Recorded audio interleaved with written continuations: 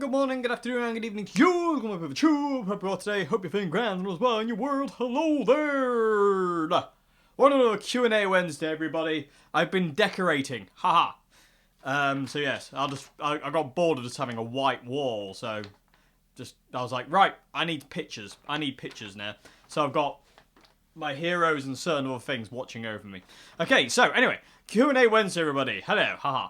Okay, so let's get to question 1, shall we? Question 1 is, do you have to do any stretches or warm-ups before you play? Excuse me. I was at a Mars bar, and now I've got a bit of a gummy throat, if you will, so I'll probably lose my voice throughout the entire video. It was a very silly thing to do, wasn't it, Dave? Yes, it was, Dave. Why did you do it? I don't know, Dave. You tell me. Well, you were hungry, Dave. Was I? Yes, you... Anyway, question 1. Yes, as I've already said, do you have to do any stretches or warm-ups before you play? Yes. And it's one of those things that I didn't used to do. But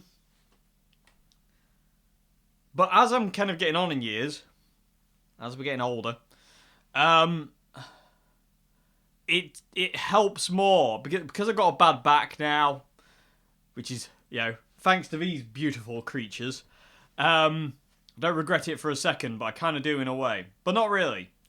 But anyway, but yeah, as I've kind of got on, I do have to do kind of warm-ups, and I like to warm up before I play. I like to play a lot during the day. If I'm doing a gig, I like to play a lot before the gig, like during the day. I'll invariably jam along to Chili Peppers Live in Hyde Park CD more than anything, and that kind of warms my hand up. And stretches are really good as well, like, you know, to stretch your back out and your arms and your fingers and your wrists.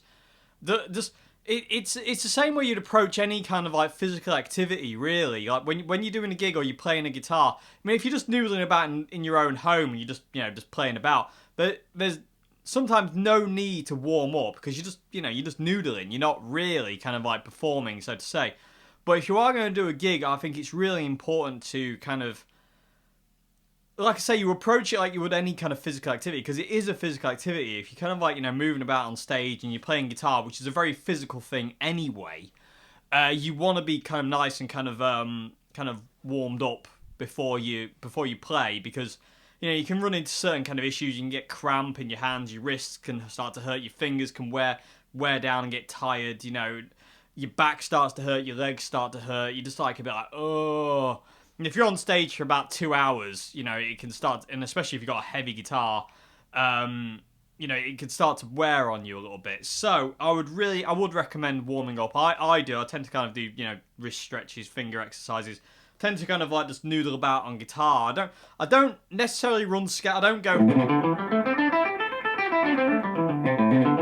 I don't do that to warm up. I play songs to warm up. So I'll play, well, I don't know, anything. I can't think of anything that comes to mind right now.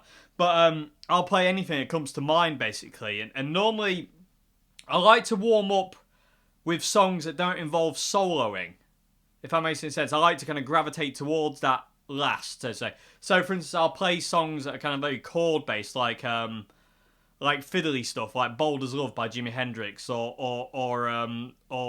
"Soul to Squeeze" by the Chili Peppers, and then I'll move into kind of like noodling around with some blues stuff, and just kind of like progress until my hand feels kind of like, ready to go. One thing you got to be aware of is don't overdo it. I have done a few times at gigs, or just messing about. I'm sorry, everybody. It's that Mars bar. It's not doing me any favours, and I wish I hadn't ate it now, but it was really good. But anyway, tangent boy on the case, everybody. But yeah, where was that? Yeah, there have been times when I've over warmed up, if you will, and I kind of just overdid it, and I think you got to be aware of that as well. You want a certain amount of warming up, like maybe a good half an hour before you play. You want to be kind of like, really getting into the mode, so to say.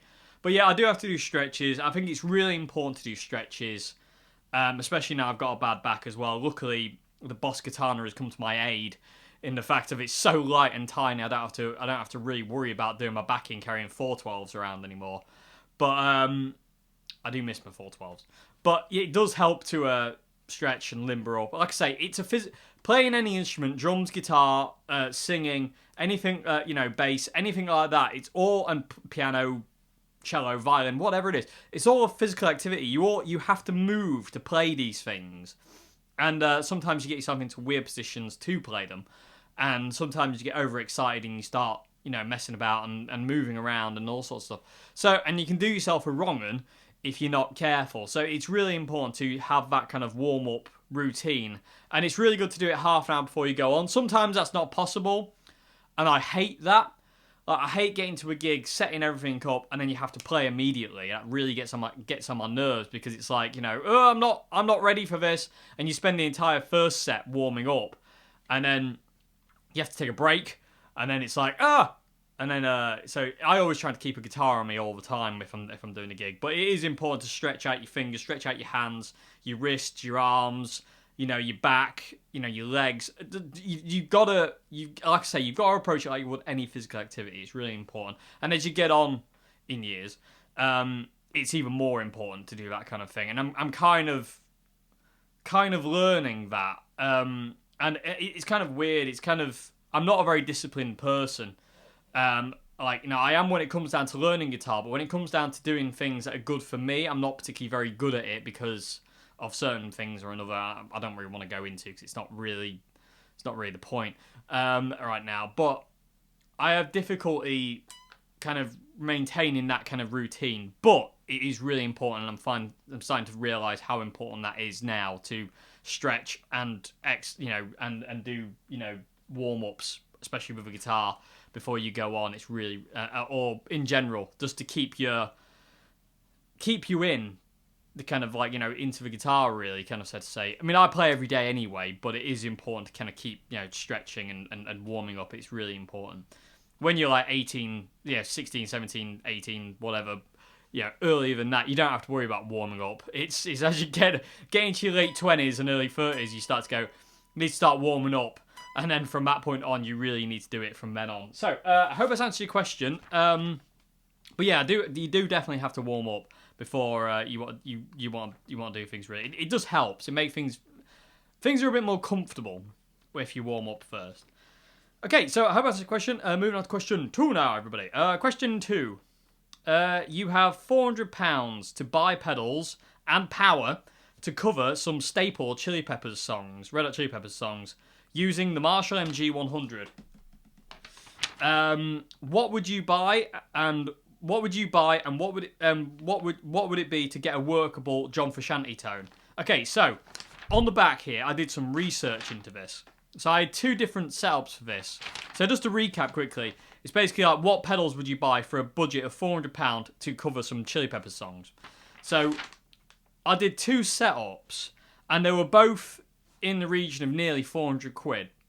But, I'll tell you one first, then we'll go into it. So these, if I was using the Marshall MG, this would be my kind of like first, this would be my first go-to setup if I was kind of trying to do, like, Chili Peppers, John Frusciante stuff, like, Dead of California, Scar Tissue, Salt Squeeze, stuff like that.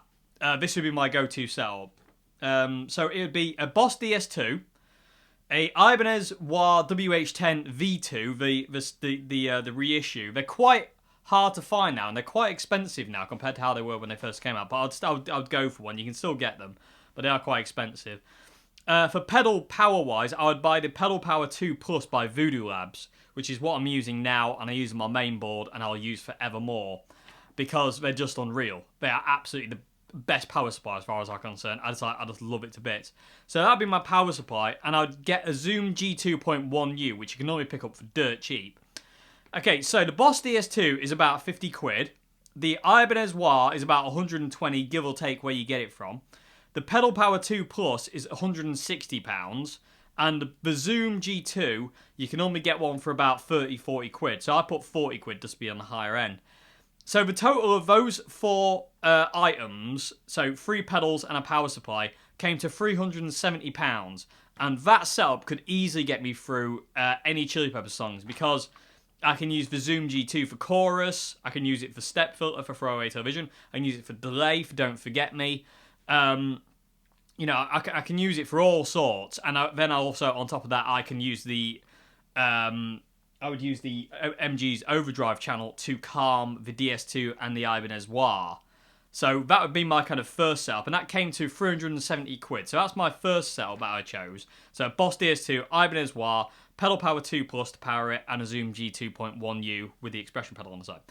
So that would be my first setup. The other setup I came up with would be like, what if you can't get an Ibanez Wah?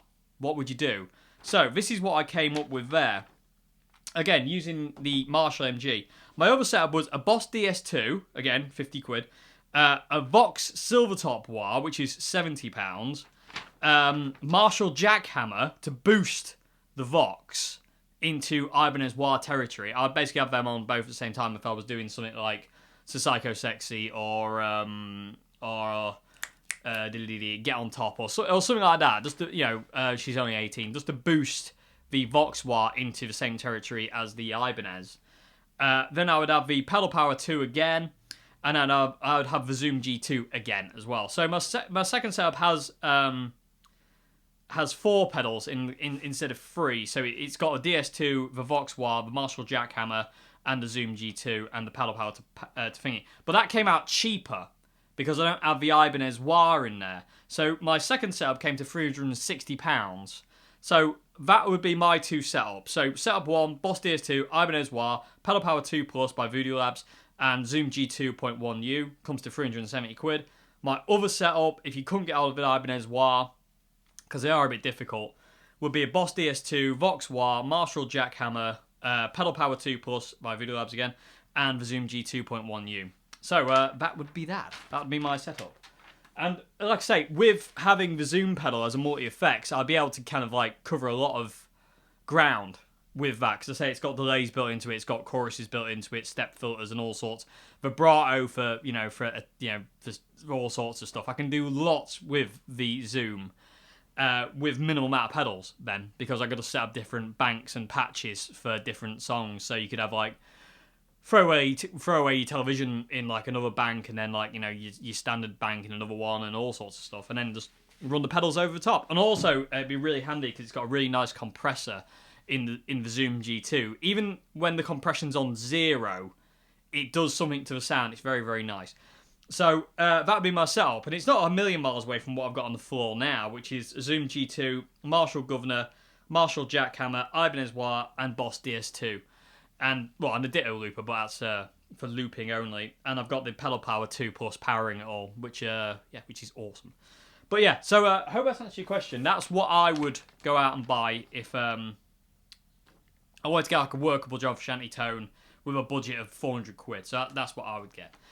Okay, moving on to question 3 now, everybody. I hope I answered your question. I hope that's answered your question. So moving on to question 3. Oh, by the way, I hope you don't mind the window today. I didn't want to be sat in darkness today. I when I was recording the backing track for the intro, I was like, I really like the light today. It's a really nice light, and I found a really cool filter I like on the Zoom Q8. It's got a kind of like yellowish kind of like colour to it. I quite like it. It's quite warm kind of looking thing. So I quite like it. So I hope you don't mind. Okay, so question 3. What are your thoughts on Anthony Kiedis of Red Hot Chili Peppers? He can be very inconsistent with his vocals, and a lot of his lyrics sound like nonsense, but without him, we wouldn't have some of the best Red Hot Chili Peppers songs. Right, give me a second, everybody. Tone juice in a glass today, everybody. It's been very warm recently. I've had to have a drink pretty much like by me all the time because I keep getting a dry throat, and especially today with a gummy throat thanks to Mr. Mars Bar. But it was worth it. It's a great Mars Bar. Anyway, what do I think of Anthony Kiedis? Being inconsistent with his vocals. Yeah, he is, but I feel Anthony gets a bit of a bad rap myself personally. I mean, you've got to think like of all the songs in the Chili Peppers back catalogue. He does mess up lyrics quite a lot, but he's got so much going on, and there's so many words in Chili Pepper songs. It's no wonder he messes up, really. I mean, I would defy anybody to do like an hour and a half set of Chili Peppers songs and not screw up the vocals at some point, because it's not easy to do. But I mean, Anthony's way of singing is really, really his own. It's really, really cool, and I think he gets a bit of like a bit too much flack for that, really, and I don't think it's particularly fair, because especially if he's on tour as well. I mean, you think he's on tour and he's like out of a week maybe has 2 days off out of that week, so he's basically got gigging 5 days a week, say for sake of argument. One of those gigs he's going to forget something. Everyone's going to forget something. I defy anybody who's on a world tour to go, oh, I never forgot anything. I was perfect from gig 1 to the end, to the last gig. No, that's just lying. Human beings are inconsistent by their very nature. So I don't really think much to Anthony forgetting lyrics or this, that, and the other, really, because I love what he does. I love the way he sings. I love the tone of his voice, and like you said, without him, it wouldn't be the Chili Peppers. Because his voice and his way of singing and the way he phrases things is such an integral part of that band. And so, I feel people kind of get a bit hung up on the fact of, oh, he messed up that lyric, or he messed up this lyric. It's like, that's not important. I remember a guy I used to know. He went to see the Chili Peppers live, and he walked out. They did Around the World, like second or third song in. And he walked out after Around the World because Flea didn't do the bass solo he did on the album. And he was disappointed in the fact he didn't do that because Flea improvised something else. And it's like, the same thing goes with here, Anthony Kiedis. If Anthony Kiedis messes up the lyrics, let him mess up the lyrics. He stood in front of thousands and thousands of people. There's a lot of pressure on the stage for him to get everything right. And he's not going to get everything right all the time. So I think he gets a bit of a bad rap for it, really. And I love it. I love his singing. I always have it. It's just, there's something in it that's just him. It's him. It's his own thing, and I love it. So, and like you say, it wouldn't be you wouldn't have the Red Hot Chili Peppers without him. You know, founding member, and it's just like, you know, and it is a bit kind of like, I'm not sure how Anthony would feel about it, because again, I don't know him, but I don't know how he would feel about people having a go at him for forgetting lyrics and this, that, and the other. But it's like, you know, end of the day, he's going to forget lyrics every now and again, because everybody does, you know. I've seen everybody do it. Jimi Hendrix, Roy Gallagher, Peter Green, Eddie Vedder, Ozzy Osbourne. You know, the list goes on and on of people who forget lyrics or it's a bit wibbly wobbly, you know, and you know, it is what it is. But again, Anthony is very his own. He's himself, and you've got to love him for that. You've got to love him for that. Anybody who's just themselves and they do what they do, and that's what it is. Take it or leave it. I think you've got to respect and be really kind of like, that's cool. And I just love it. I just love his singing style. I think it's really, really cool. It just works. It just works. So yeah, I know exactly what you mean though about his inconsistent vocals. But again, you know, you got to take into account the situation. Like anything really, you've got to take into account the situation of what's actually going on at that point in time. You know, what's he got to remember? What's on his mind? Is he distracted by something? You know, what's going on? So yeah, there's a lot of variables there. So it's so it is what it is. But it is. I mean, anybody who plays live knows. Like I know pretty much probably all of you out there have played live at some point, and you all know how nerve-wracking it is and how easy it is just to forget things. You know, even if you practice things over and over and over and over and over again, you will still forget things.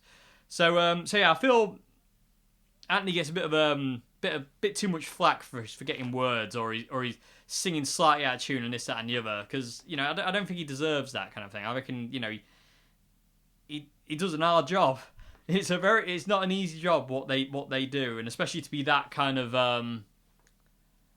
active all the time, you know, on stage, it's impressive. So yeah, that's what I would say about what my thoughts are on Mr. Anthony Kiedis. So yeah, I mean, I love it. I love it when he messes up and stuff like that, because again, it shows it's a human thing to mess up, and there's nothing wrong with it.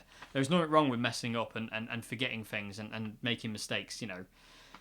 It really doesn't matter at the end of the day. All that matters is the music. And you know, if you keep going with it, as long as you don't stop it, that's all that matters. So you also asked, what's your approach to finger style? Do you use specific fingers, or do you go by what feels right? And do you anchor with your little finger? Finger style, yeah, it's a bit weird. My little finger and my ring finger on my right hand don't do anything. I hybrid pick a lot, so plectrum between the first finger and the thumb, and then use my middle finger. You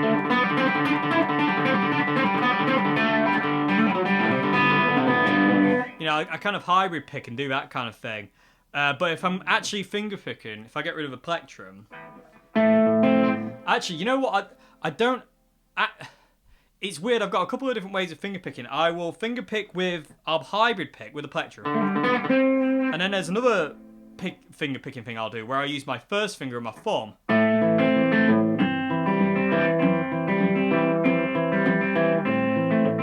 You know, I can do that with the thing. So I'll hide the plectrum in my middle finger and just use my first finger and my thumb. And I do anchor with my little finger. Yeah, I do. I don't float. I don't know how people can finger pick and float. Like classical guitarists, it's just insane to me. It's so cool. But I can't do it.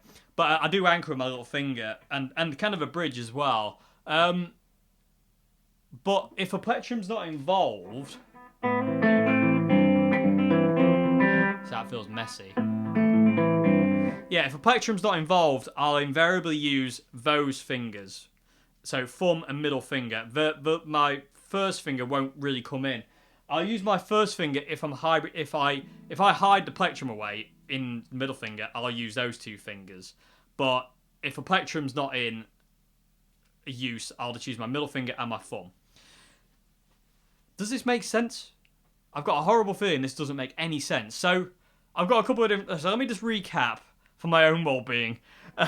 because I'm a bit confused now.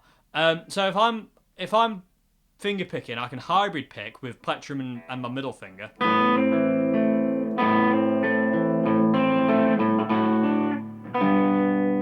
Yeah, and then I can finger pick with my first finger and my thumb with the plectrum under my middle finger to get to it if I need to. Like if I'm doing like I Could Have Lied. You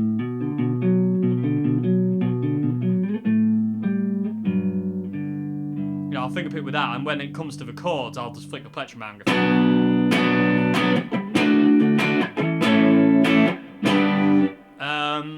And then if the plectrum's not involved at all, I'll tend to use my middle finger and my thumb.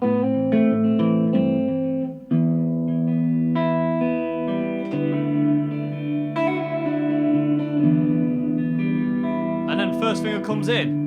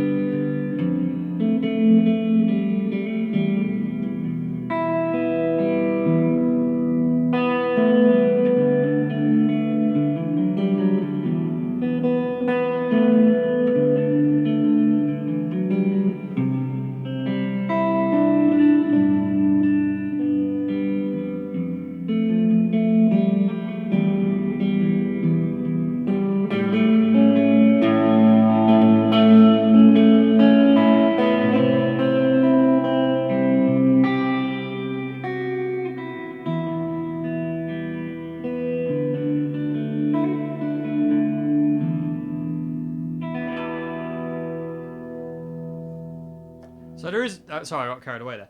There is an element of just what feels right, but there would be my kind of three main things. But again, I don't think about it enough to know what I'm actually doing when I'm doing it. So it is kind of there's a lot of element of that, just kind of like do what feels right kind of thing, really. So yes, I hope that's answered your question. But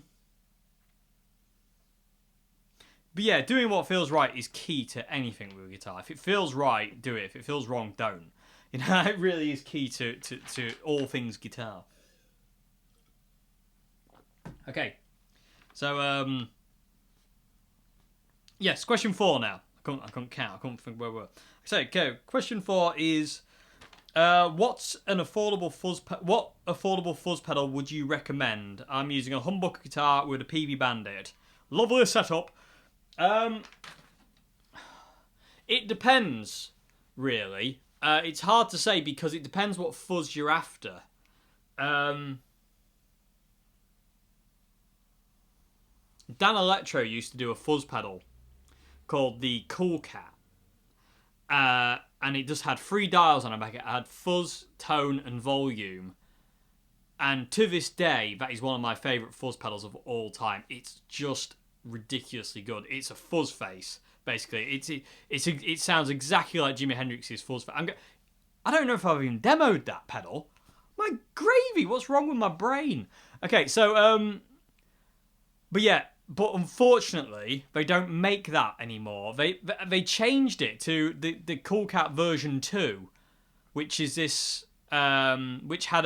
which they took away the tone dial and put a treble and a bass dial in instead. It was like a dual concentric dial. And it ruined the pedal. It had dip switches to get different sounds, and it was overly complex and just really didn't work and not very good. So, Cool Cat by Dan Electro version 1, it looks like a spaceship. It's like an orange pedal. That's one of the best fuzz pedals I've ever played through, but they're hard to find. But if you can find them, they're dirt cheap, which is really cool. They're like an orange pedal. They look like a spaceship. They're like classically Dan Electro in their kind of weird space age kind of look. It's really, really cool. There's the Electro Harmonix Double Muff, which I would recommend. It's just an amazing fuzz overdrive pedal. It's a very warm fuzz. That is, it's not very aggressive. So yeah, we've got Cool Cat version 1, not the version 2. If it's got a V2 on it, don't buy it. They're not very good compared to the V1. The V1 just has, fuzz, volume, and tone. Amazing. The Electro Harmonix Double Muff, which is my favourite fuzz pedal of all time. It's just excuse me, unreal. Ugh. I've got hiccups now. What else is going to happen today? I don't know.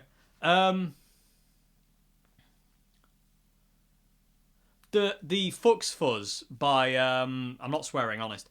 The Fuzz by Tone City is a really, really awesome fuzz pedal. It sounds like Eric Johnson, I think, personally. It's got that kind of real warm, violin-y kind of sound. Again, it's really difficult because it's hard to know what kind of fuzz sound you want because there's so many different kind of fuzz sounds, from like big muff fuzz sounds to, you know, fuzz face fuzz sounds to, like, you know, to all sorts, you know, germanium, silicon, all that malarkey. There's so much to kind of take into consideration when you're going for a fuzz tone. And there's also the Russian big morph to the, you know, to the usual, you know, the other big morph and all sorts of crazy stuff. So there's also like Maestro fuzzes and stuff like that, and craziness. But the ones I would recommend, like I say, the Electro Harmonix Double Morph, the Cool Cat by Dan Electro version 1, not version 2. Ugh, I had one, and it was just diabolical. I was like, what have they done to it? They had it perfect. Why? Anyway, you know, there's the big morph. There's I don't know. The two I would recommend really are literally something like, you know, the Cool Cat version 1 and the Electro Harmonix Double Morph, because they're my favourites. But again, that's me being. I'm kind of biased that way now because they're my favourites. But they would be the two I'd recommend. People of the Tube. Let's refer to a People of the Tube. What fuzz pedal would you recommend, everybody? Write comment below in the comment section and let us know which fuzz pedal you would choose and why. What does it do? What kind of sound does it have? Because like I say, fuzz pedals are a bit of a minefield. They're like distortions. Everything's got a different character, and you kind of need to know what you want before you go and buy it. So if you want a really warm fuzz, or do you want an aggressive fuzz, or do you want a kind of like a thin sounding fuzz, or what do you want? So People of a Tube, what fuzz pedal would you recommend out of all the ones in the world? They would be my two though, Cool Cat version 1 and the Electro Harmonix Double Morph, because they're my favourites. Okay, so yeah, but yes, People of a Tube, help us out here. Put some fuzz pedals in the comment section below. Okay, so, and they're really affordable. Like I say, the Cool Cat you can probably pick up for like 20 quid if you can find one. They're quite hard to find though, which is kind of annoying because I want another one. So if I like something, I tend to get 2 of them, and I don't have 2 of them, and that bothers me. Okay, so, yeah. So I hope that's answered your question. Moving on to question 5 now. Question 5. Is there a reason I should use the Marshall Jackhammer to drive the amp instead of just cranking up the amp? I know it's down to taste, but I want your opinion on what you think sounds nice or feels good to play. Okay,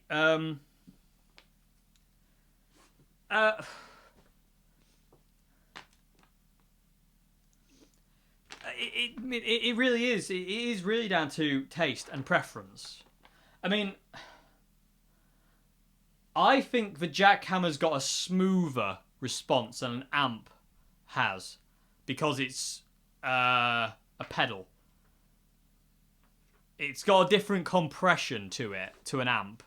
An amp can sometimes get a bit fizzy and a little bit not fizzy. That's not the word I'm looking for. But it's a bit. An amp can sometimes be a bit kind of. I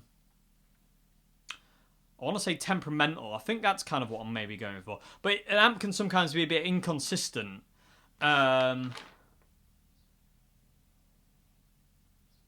Depending on guitar and amp and stuff like that. But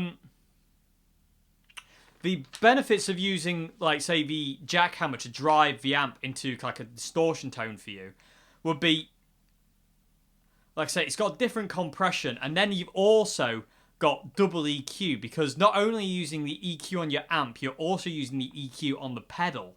So you have more tonal variety, so you can dial in a little bit more. So for instance, like on the Jackhammer, you've got that frequency and contour dial, which is just like absolutely awesome.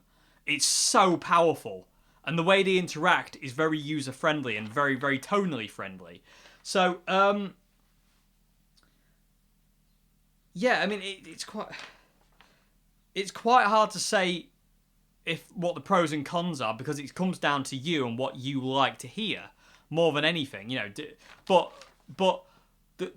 what I would say is, like I say, you have a bit more tonal control over it because you're using like 2 sets of EQ instead of just your amp's EQ. If that makes any sense, I hope that makes sense.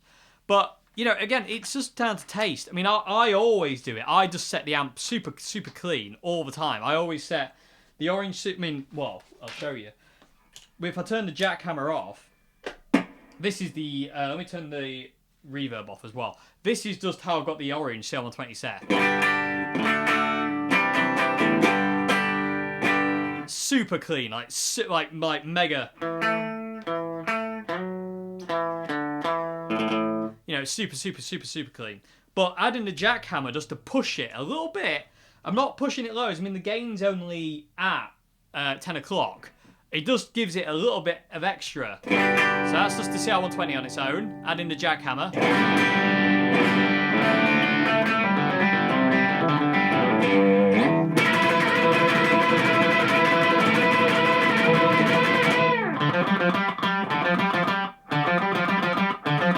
You know, it's just got a little bit extra there instead of...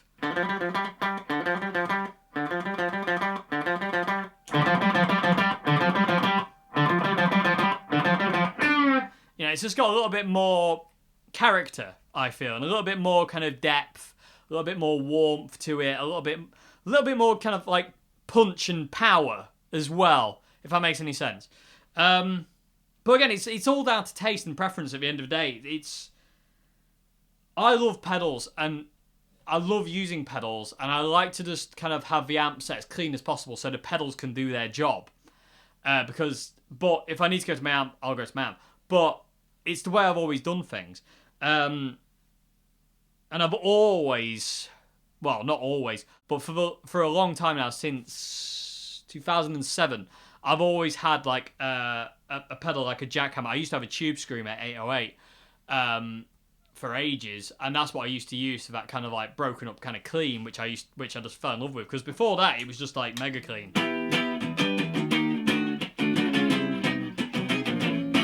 You know, kind of like that, super clean. And then when I found, you know, you just kick an overdrive in.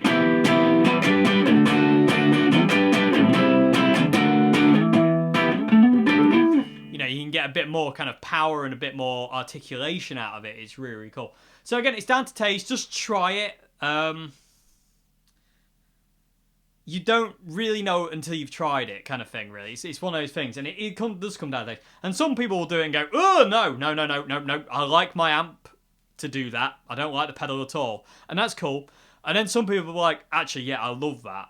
And, you know, it will feel differently. I feel, personally, that the jackhammer feels smoother than, say, using the CL120's this dirty channel to cranked, or the MG's dirty channel cranked. Sorry about it, everyone. I'm going to be all excited now. I've just received my new toy. I might do an unboxing at the end of this video. As an extra added bonus to this Q&A, I might do a bit of an unboxing. Okay, so yeah, like I say, try just pedals as they are, and just see how you feel. Just see how you feel. More than anything. Sorry, I'm out of breath now. Ran downstairs, ran back up. It's warm today as well. Muggy. Anyway. So yeah, just try it. But like I said, I find personally that pedals feel smoother. They've got a smoother response. Could be due to more compression. I don't really know. And I honestly, if I'm being perfectly honest, I don't actually care. It just comes down to what feels right to me, and I don't really get kind of bogged down with like details. You know, as long as it feels right, I'm happy. I'm a happy little bunny. But yeah, I do feel that pedals are smoother. Amps have got a bit more of a sharper edge. It's not a bad thing, it's a cool thing. But I personally like the smoothness of a pedal, especially a jackhammer. Jackhammer's really smooth, especially on the overdrive setting. So I hope that's answered your question, but I would recommend trying it because it's really important to try everything like that, because you never know. You never know. It might just be like, whoa, where's that been all my life? Because that's how it was for me. When I got my Ibanez Tube Screamer, I was just literally like, where has this sound been all my life? And then when I heard it back after recording it at a gig, I was like, I am never doing that again. But it's nice to have a super clean, an overdrive, and a distortion. You've got like 3 levels. Anyway, I could talk about it for hours, and I probably will. So I'm going to stop myself. But yeah, I hope that's answered your question on that. But like I said, I would recommend trying it. It's really good fun. Oh, the air is dry today. Very, very weird. But again, I have a very gummy throat, so I do apologise for me keeping drinking, everybody. I really hope you don't mind. Okay, so you also asked, what do I think of Fender Jaguars? Well, it's actually a Squire, this is, but I always wanted a white one, the white headstock with the big logo on it. It's just... yes. Oddly enough, when I first started playing guitar, the first year, in the first 6 months of playing guitar, I went to a music college, which I dropped out of because I was bullied. But anyway, that's another story for another day. But I went to a music college, and I wasn't very good. I'd have been playing, where are we? May, June, July, August, September. 4 months. So after about 4 months of playing, I enrolled at this local music college, and there was a guy there who had just inherited his granddad's guitar, and his granddad's guitar was a 60s, I think it was like a 62 white Jaguar. And from that point, I had a matching headstock, which don't know if that would be 60s then. I don't think that'd be 62. I don't know. I can't remember what the year was. It was a long time ago. Anyway, he had a white Jaguar with the red tortoiseshell guard and a matching headstock with a big logo. And literally, from that point on, after playing guitar for 4 months, I fell in love with this colour and the white Jaguar with matching headstock. And it wasn't until, like I say, I got this that I was like, I know what I'm doing with it. So anyway, that's a total tangent. Hey, tangent boy on the case. Yes, he is. Anyway, what do I think of Jaguars? I love them. There you go. It kind of wasn't a tangent in a way. Good gravy. Was that not a tangent? I don't know. Maybe it was. Maybe it's a minor tangent. I don't know. We'll figure it out one day. But yeah, I love Fender Jaguars. They are. I've said this before, but if someone came to me and said, right, you're not allowed to play Stratocasters again for the rest of your life, you're just not allowed to touch them. If you touch them, we'll chop off your hands. I would just play Jags religiously because they are the next best thing to me. To a Stratocaster. I love Jags, and I got a really cool poster.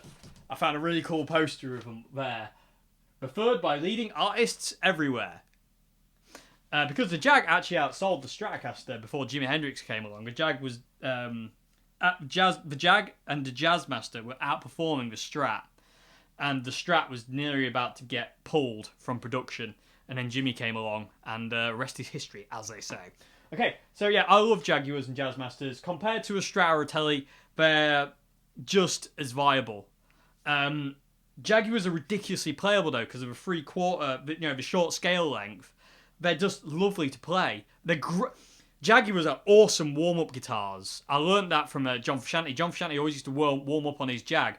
And when I got this one, well, actually, oddly enough, my brother had a Sunburst Fender reissue. But sadly, he sold it a long time ago. And it was such an amazing guitar to warm up on. Because of a short scale neck, it really got your fingers going. And they're great guitars for just noodling about with and warming up. And they're so comfy. They are heavy.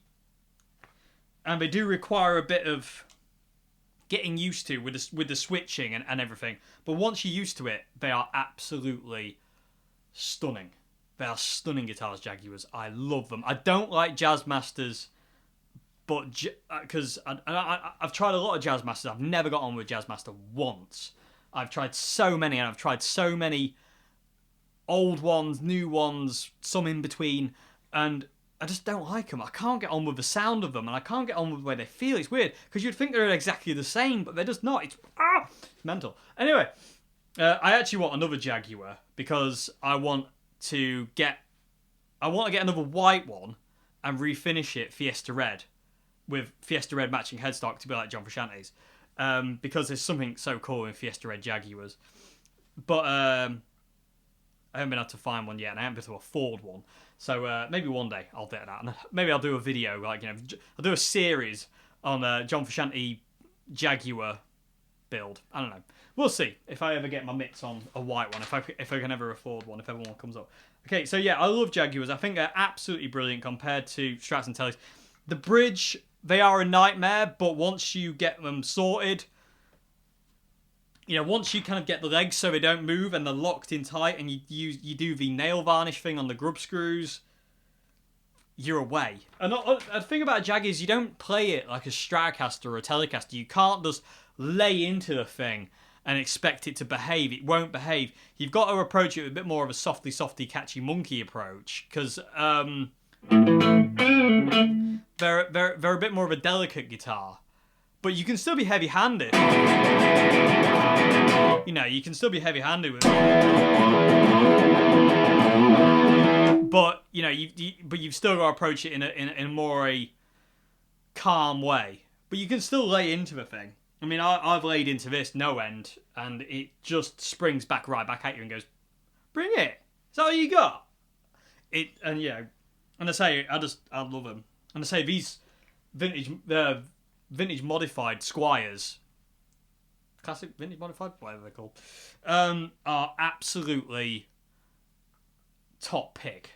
If you want a budget Jaguar and you don't want to buy a Fender, the vintage modified Jaguars are just unreal, absolutely unreal. This one is just my favourite Jaguar I've ever played, and I love it to bits. And it comes to every gig with me, even if I don't play it, it's there. Because I can't be without it. I don't like to be without this guitar. And it recorded the entire Dukes Deluder album, apart from 2 songs, which I used a Strat, and I used the Oswald for overdubs. But this guitar on the Dukes Deluder album, it's on 90% of the album. It's just this guitar. It's this guitar, and it's that amp, and it's that cab.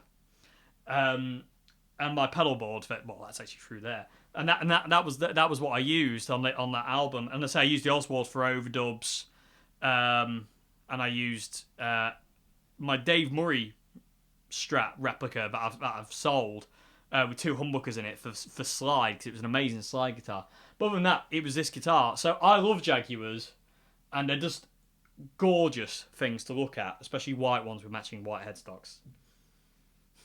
Next best thing is Fiesta Red with Fiesta Red matching headstock and a mint green guard.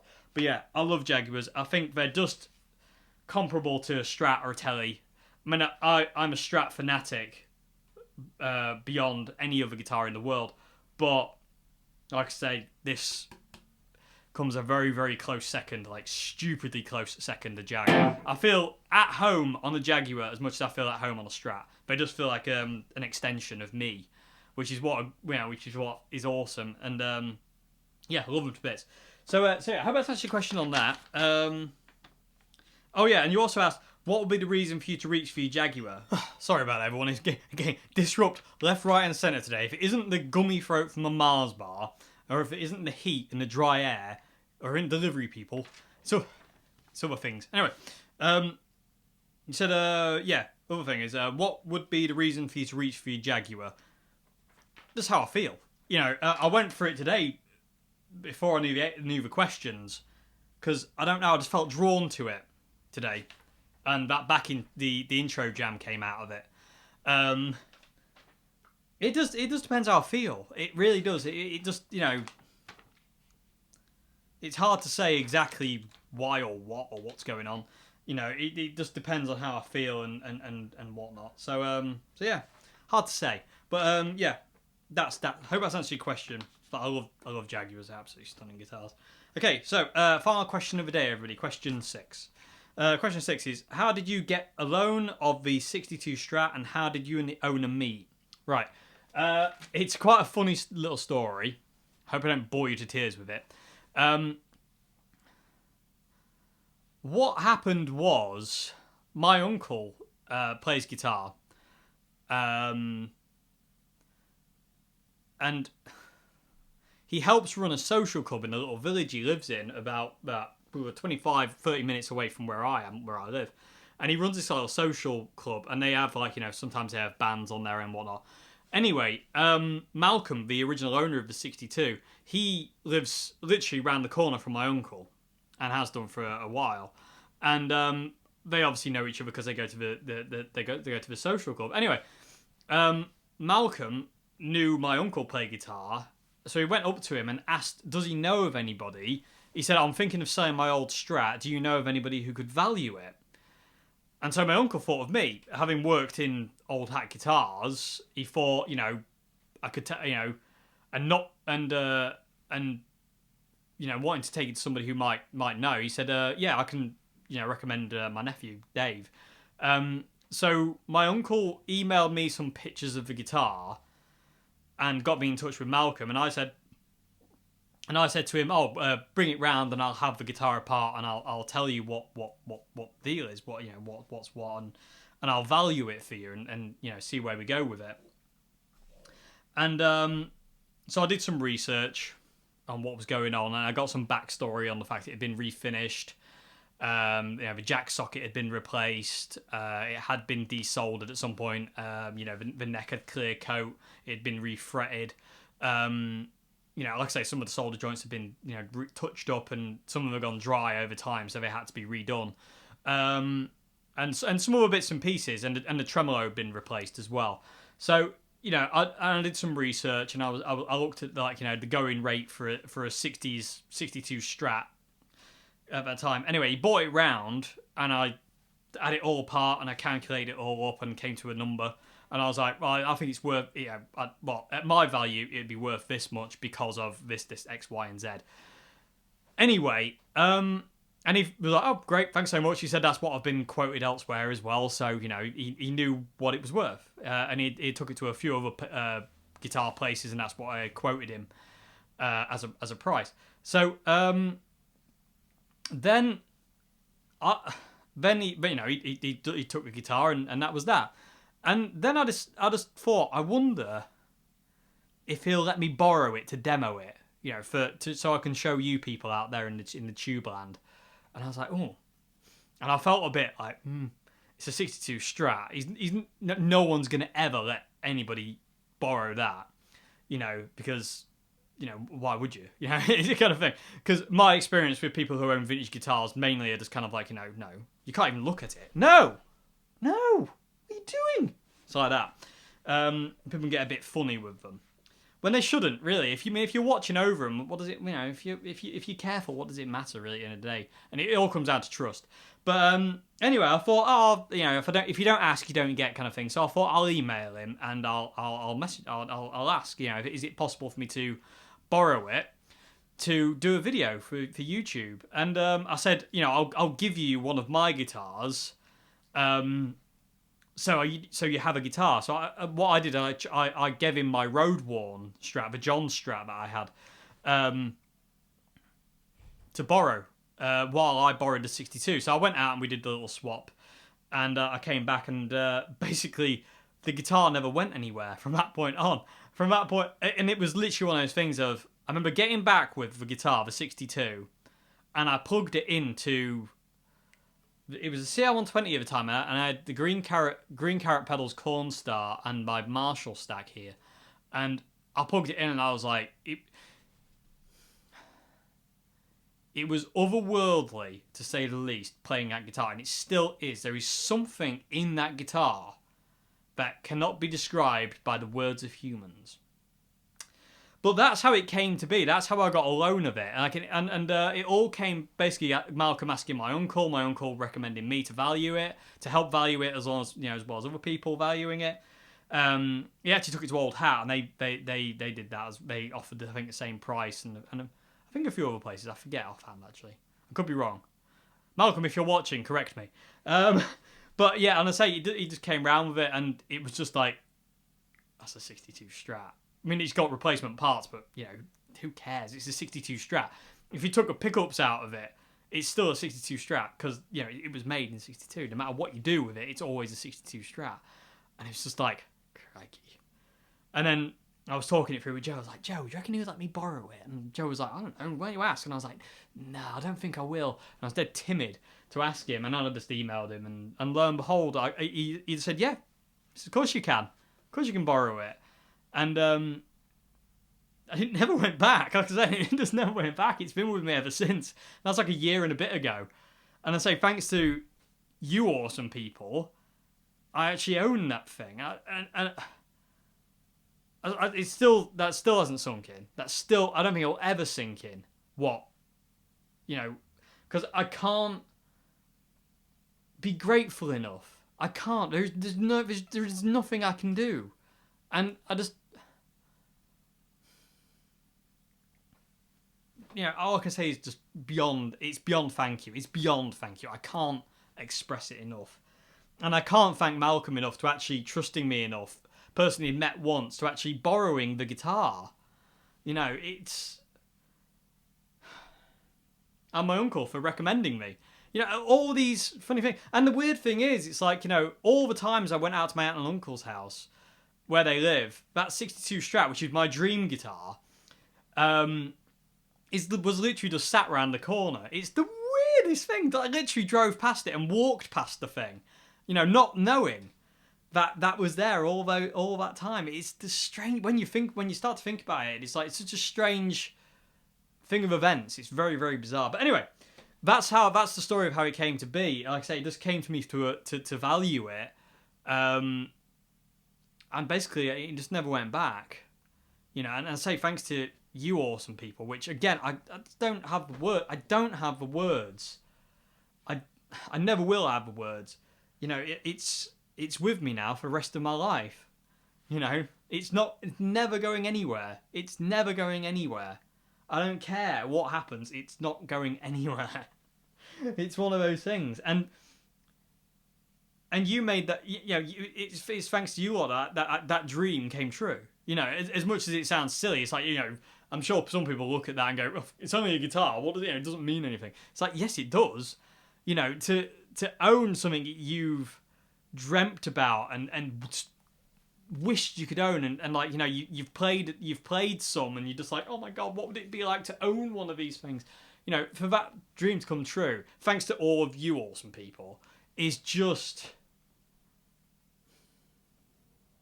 it's beyond heartwarming. It really is. It's beyond it, and it's just amazing. And thank you. Thank you so much. There isn't words. There isn't words. There is not words. There really isn't. But yeah, that's the story of how the 62 came into my possession and into my life, basically.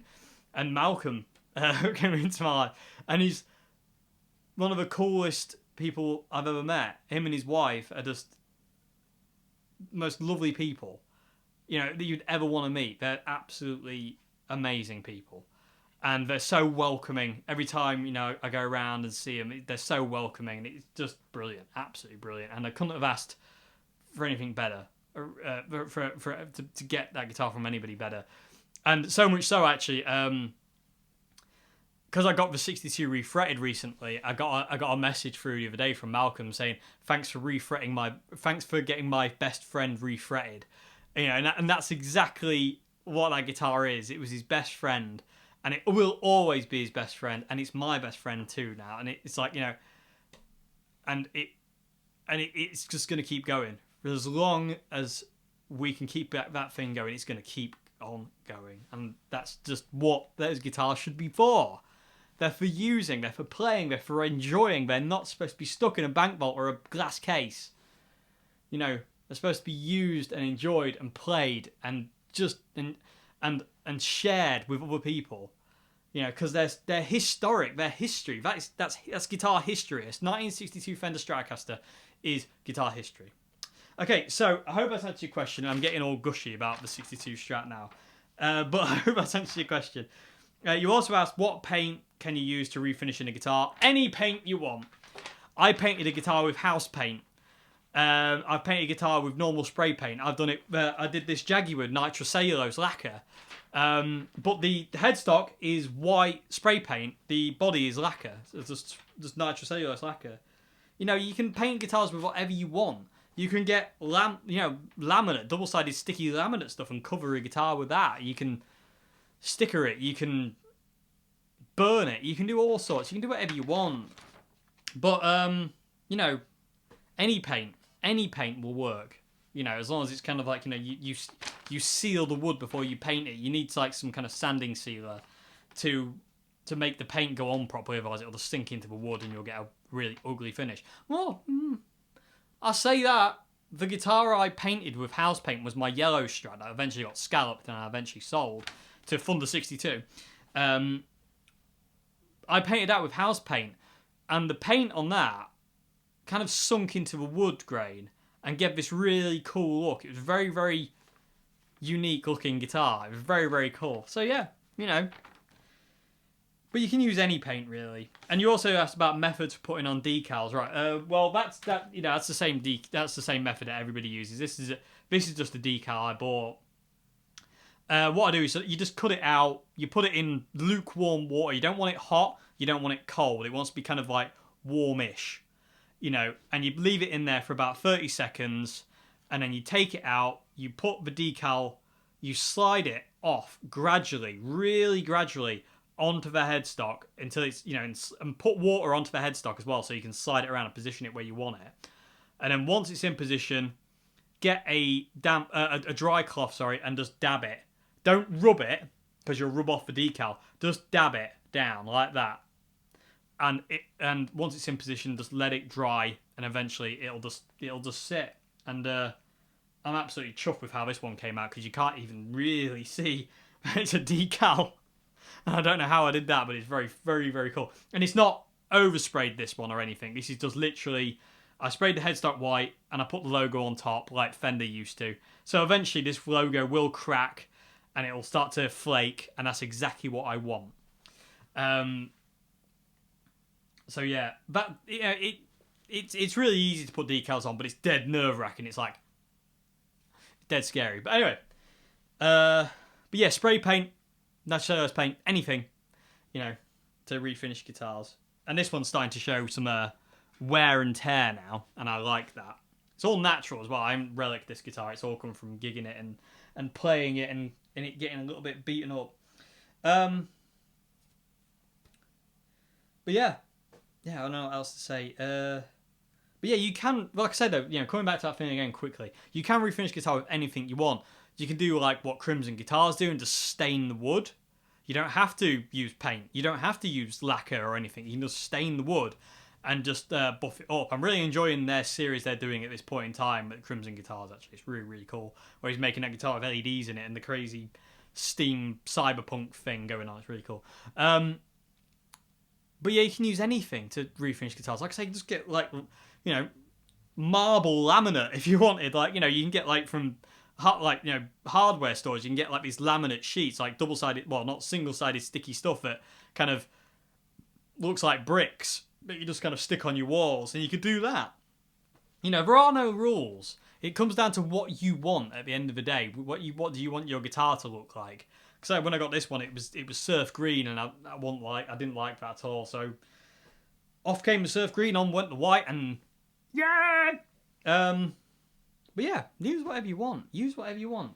You know, if you can only find the colour you want in house paint, it's not in nitrocellulose lacquer, it's not in any lacquer, it's not in spray paint, but you can find it in house paint, paint your guitar with house paint.